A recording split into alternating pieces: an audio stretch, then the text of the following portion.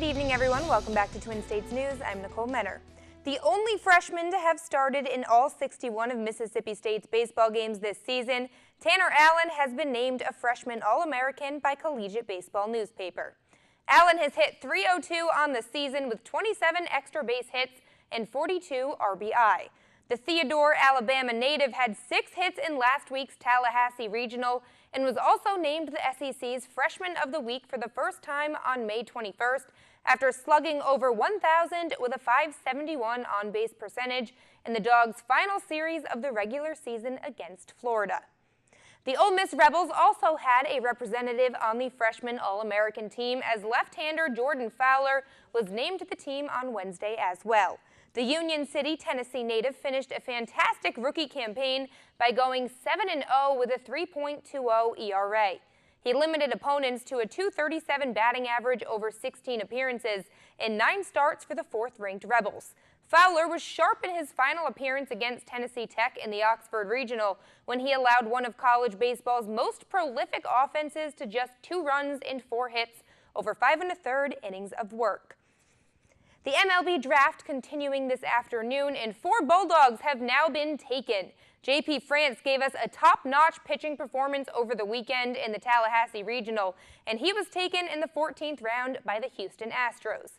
Hunter Stovall also going to Colorado a few rounds later, and most recently, Ethan Small taken by the Diamondbacks in the 26th round.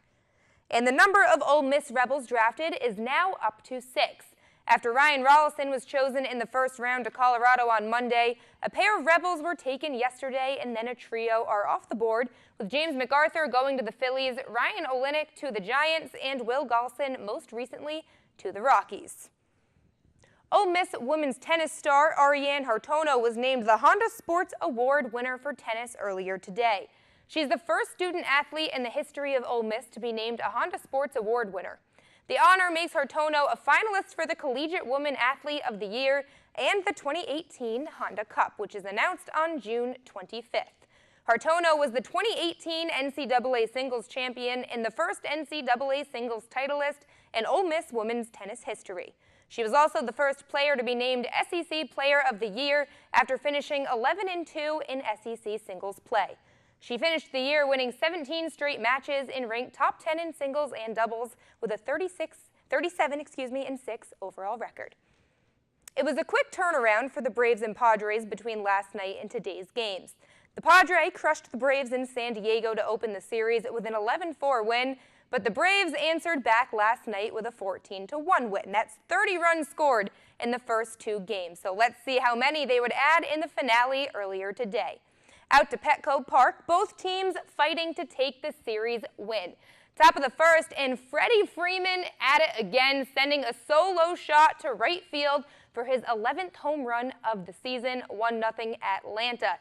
But the Padres answering back in the next frame. They would tie things up after a Corey Spangenberg triple, and Manuel Margot would send him home with a single, giving the Padres the 2-1 lead. And the Braves bats couldn't get anything else going today. The Padres win the game and the series with a final score of 3-1.